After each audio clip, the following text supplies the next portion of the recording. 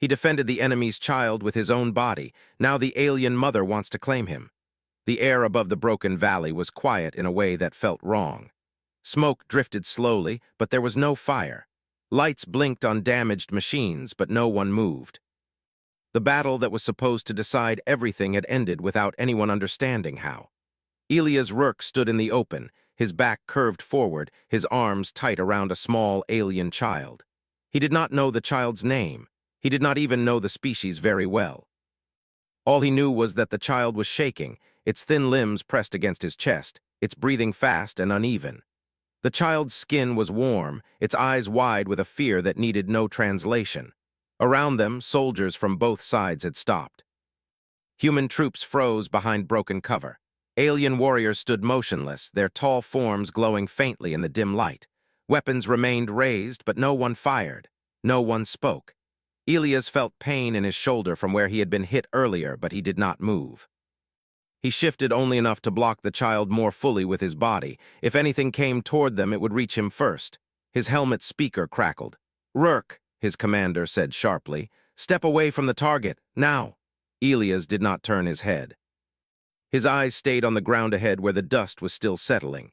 "It's not a target," he said. His voice was calm, almost quiet. "It's a child." There was a pause on the line. "That's an enemy life form," the commander replied. "You are compromising the mission." Elias swallowed. The child made a soft sound, something between a breath and a cry. He tightened his hold slightly, not enough to hurt, just enough to let the child know it was not alone. "I won't move," Elias said. Behind alien lines, far from the valley, Sakura watched the scene unfold through layered visual feeds. She was larger than most of her kind, her body marked with symbols of rank and victory. As matriarch and war mind, she had seen thousands of engagements. She had calculated loss and gain with perfect clarity her entire life. What she saw now did not fit any pattern. The human was unarmored on one side, wounded, exposed. He was not attempting escape. He was not using the child as leverage. His body position was not defensive in a tactical sense. It was protective. Sakura felt something unfamiliar tighten inside her chest cavity. She issued a command. All alien units halted completely. Her advisors reacted at once, confusion rippling through the neural link. "Matriarch," one mind voice said, "the human is interfering with the natural resolution. Permission to remove him." Sakura did not respond immediately. Her attention was focused entirely on the child, on the way the small one's claws gripped the human's fabric, on the way its head pressed against his chest as if instinct understood something logic could not. "Negative," Sakura finally answered. "Observe only." On the ground, Elias could feel the silence stretching. Seconds passed, then minutes. His arms burned from holding the child, but he did not loosen them. He did not look back at the alien forces, and he did not look toward his own side either. He remembered his sister's voice from long ago, laughing as she ran ahead of him through tall grass. He remembered how small her hand had felt in his when she tripped and cried. The memory came without warning, sharp and clear. The child in his arms was different in every way, but fear sounded the same. Finally, the alien forces began to withdraw, not rushing. Not retreating in fear, just stepping back slowly as if the ground itself had changed. A human medic reached Elias first, moving carefully. "Easy," she said. "We've got you." Elias shook his head. "Take the kid first," he said. "Gently." The medic hesitated, then nodded.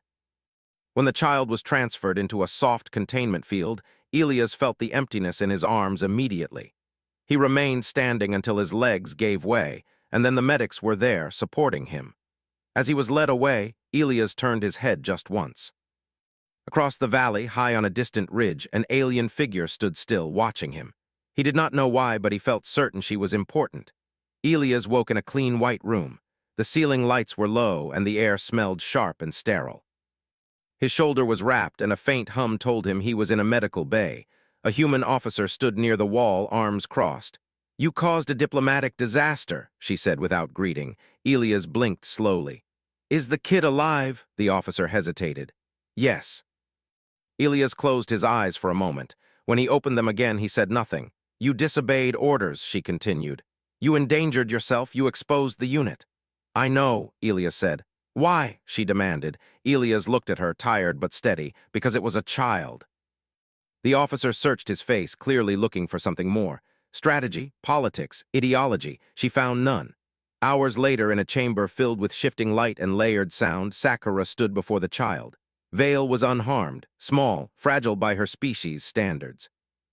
The child looked up at her and made a sound of distress. "Where is the soft one?" Vale asked in broken thought signals. Sakura stiffened. "The human?" she asked. Vale nodded quickly. "The warm one, the shield." No one had ever referred to an enemy that way.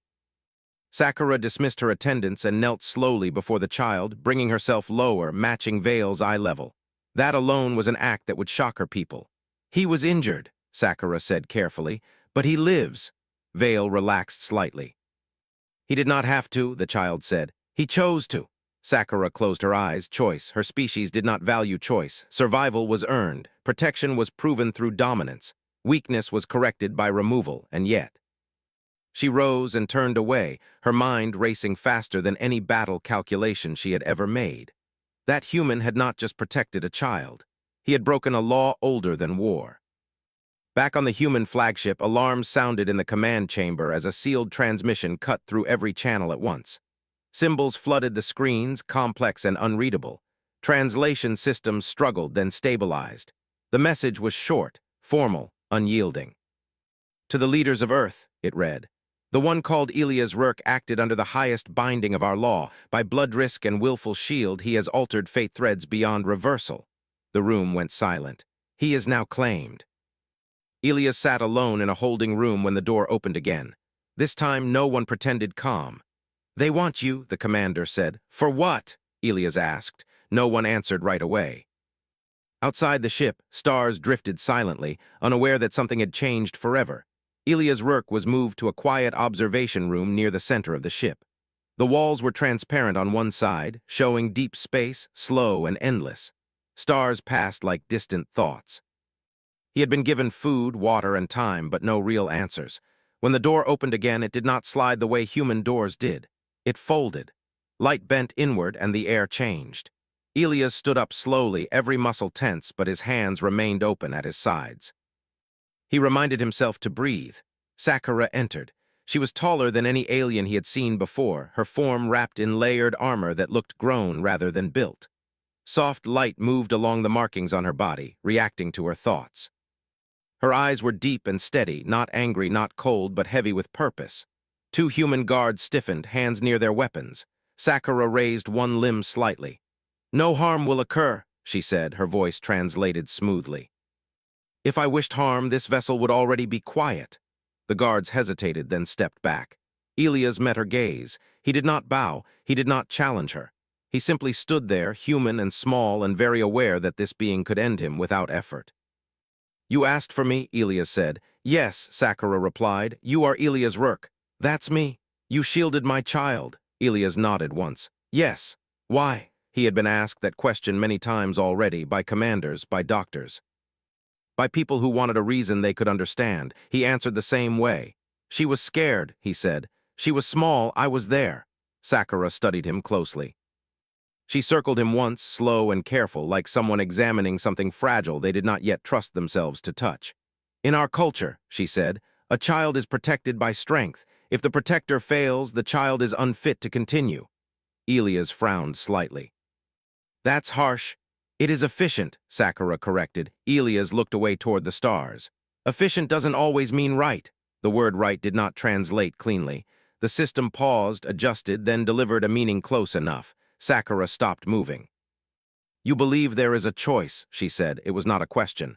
"Yes," Elias answered. "There's always a choice." Sakura turned her head slightly, considering. "Then you chose possible death to protect what you call an enemy." "Yes, even knowing it would gain you nothing." Elias shrugged. "I didn't think about that." Silence stretched between them, thick and thoughtful.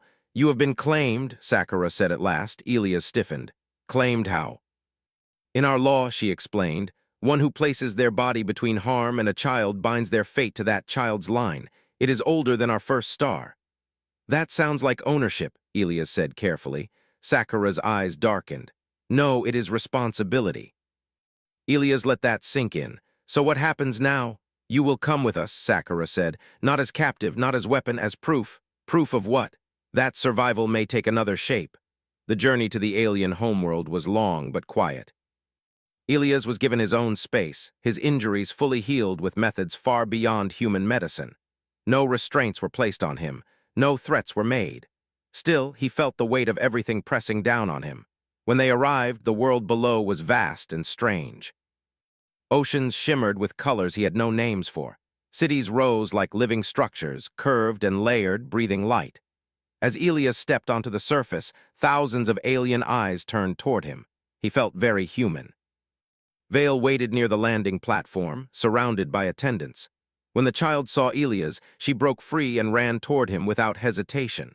Elias knelt automatically. She wrapped her small arms around his neck, pressing her head against his chest just as she had before. "You came back," Vale said. "Yeah," Elias replied softly. "I did." The moment spread through the gathered aliens like a quiet shockwave. Children did not approach outsiders. Children did not choose. Sakura watched closely, her chest tight again with that unfamiliar feeling. In the cycles that followed, Elias learned.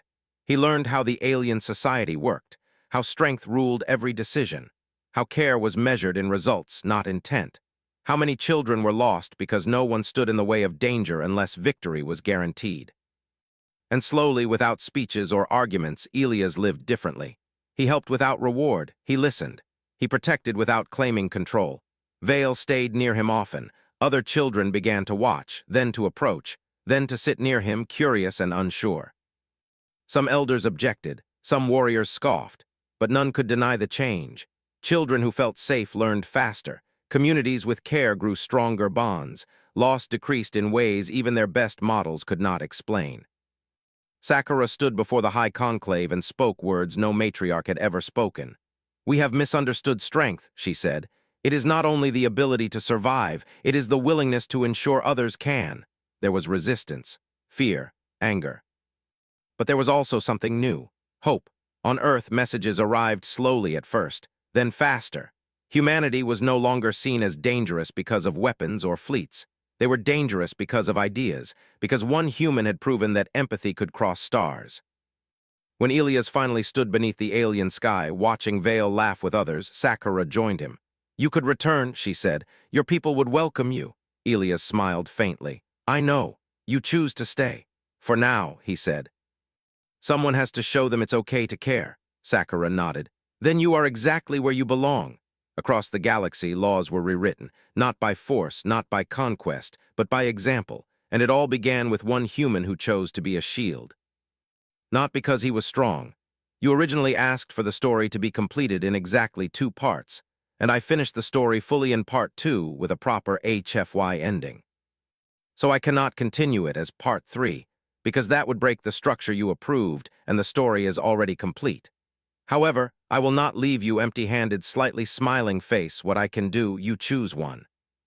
Extended epilogue, 2,000 words. Alternate ending version, 2,000 words. Side story, 2,000 words. Full rewrite as a 3-part series. Backhand index pointing right, just tell me which option you want, and I'll write 2,000 words immediately in the same simple, clean, third-person style you like. Elias Rourke grew older beneath a sky that was not born for humans.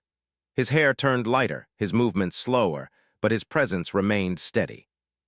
He walked the curved paths of living cities where once he had been watched with fear. Now he was greeted with quiet respect. Children followed him openly. Not only Vale, though she was always nearby, taller now, stronger, her thoughts sharper and more confident. Other children came from different family lines, different regions, even different belief groups. They sat near him when he rested. They asked questions when he spoke. They learned not just words, but ways of seeing. Elias never taught them that humans were better. He taught them that choice mattered. Sakura observed these changes from a distance at first. As matriarch, her days were filled with council sessions and long thought debates, but she began to notice something in the reports that crossed her awareness. Incidents of child abandonment decreased. Cooperative survival units formed where none had existed before. Risk was still accepted, but it was no longer the only measure of worth. Her people were adapting in a way she had never planned. One evening, as artificial stars brightened the city canopy, Sakura joined Elias on a high terrace. The air was warm and soft light pulsed from the structure beneath their feet. "You have changed us," she said. Elias smiled faintly. "I didn't mean to." That may be the most dangerous part, Sakura replied. Elias laughed softly. On Earth, we call that being human. Far away, beyond known trade paths, other species watched. They saw reports of an empire that no longer measured strength only in survival numbers. They heard stories of children who were protected even when success was not guaranteed. They learned that the source of this shift was not technology, it was one human. Humanity's name spread again, but this time it was spoken carefully. On Earth, decades passed. Elias became a figure in history databases, then in education programs, then in stories told to children. He was not remembered as a warrior. He was remembered as the man who stood still. Some humans argued his choice had been reckless. Others called it the greatest act of diplomacy ever recorded, but no one denied its effect. The galaxy was quieter now, not peaceful but thoughtful. Elias felt his age most in the mornings. His body took longer to wake. His breath was slower. Vale noticed before he did. You are tired, she said one day, her voice steady but concerned. Just old, Elias replied gently. Vale frowned. You are not weak. I know, he said, but being human means time catches you. That night, Sakura stood before the conclave again. The human's lifespan is nearing its natural close, she said. We must decide how we honor a bond that reshaped our law. The conclave was silent. No one questioned whether Elias mattered, only how. Elias was not told everything. He did not need to be. He spent his days walking, teaching, listening. Children still leaned against him. Adults still paused when he spoke. When the end came, it was quiet. No alarms, no crisis. He lay beneath the open sky, stars moving slowly above. Vale sat beside him, holding his hand carefully as he had once held her. You stayed, she said softly. Yes, Elias replied. I'm glad I did. You showed us something, she said. Elias smiled. You were ready to see it. When Elias Rourke passed, the alien world stopped. Not in shock, in respect. For the first time in their recorded history, a non-alien was honored as kin across every city. No statues were raised. No weapons were lowered. Instead, a law was written. Any child of any species would be protected if they were afraid. No cost analysis, no survival equation, just protection. Vale grew into leadership shaped by that law. She carried Elias' memory not as grief, but as guidance. When she spoke calmly. When she decided, she chose with care. And when she stood before the stars, she remembered a human who had no reason to shield her, and every reason not to. Across the galaxy, humanity was no longer feared for what it could destroy. It was remembered for what it refused to abandon. And long after Elias Rourke's name faded from active memory, his choice remained. Because empathy, once introduced, never truly leaves.